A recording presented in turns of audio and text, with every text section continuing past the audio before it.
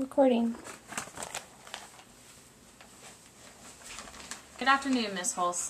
Thank you for taking time out to come meet with me. Jessica is such a wonderful student. Today I'm going to cover the scores from the Iowa Test of Basic Skills from January.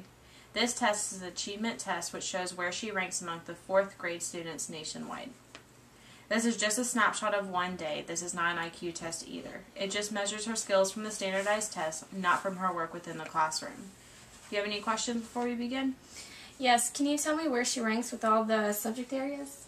Yes, actually, this top portion of the test shows where she ranks nationally with a brief breakdown of the subject components. Right here, you can see that her highest ranking subject was social studies. She ranked in this 80th percentile, which means she scored 80% better than all the students nationwide. That's great. What subject areas does she need improvement in? The test scores show that in language, she scored in the 64th percentile, which is still above average. However, in spelling particularly, she scored in the 46th percentile. She fell just short of the average. What spelling components does she struggle with most? Here on the bottom of the test scores, for spelling, there was a section on root words, and she got 73% correct. There were 22 questions, and she attempted all of them, and she got 16 correct. In the category of words with affixes, there were 6 questions, and she attempted all of them. However, she only got 1 correct. In the correct spelling category, she attempted all 4 questions and got half of them correct. Even though the results show that she fell below average, we need to remember that in these sections, there were very few questions tested. Have you seen any signs of these results from her classwork? As far as social studies, I've observed a great enjoyment from Jessica. She's always helping others and eager to answer questions. Here are a few of her spelling tests. If you want to take a look at those. As you can see, she typically does a good job on them. I've noticed that when we are practicing writing, she tends to misspell words more often. I think this is just because she is in a hurry and does not proofread her work before turning it in. I've noticed with homework she rushes through it as well and makes careless mistakes. It's something I've tried working on with her. That's great. I think if she slows down and rereads her work, her scores will improve. For example, if we look at this bell curve, she's ranked in the 77th percentile in math, which you can see she ranked above average.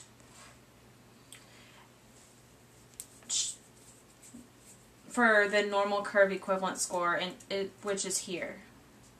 For social studies, she scored in the 80th percentile, which again is above average and slightly above her math score.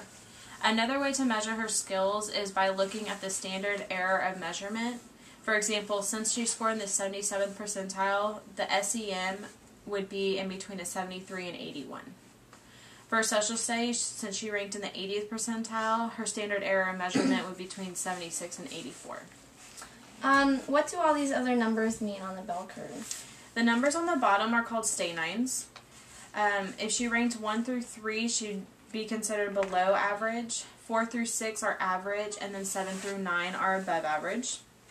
For Jessica, both her math and social studies skills ranked at a 7 for Stanines, which means she's above average. In spelling, she ranked average among the other 4th grader students for the Stanines. As far as the scale scores, these are just all the scores on the bell curve to determine another way to show her ranking. Another type of scale score is the grade equivalent.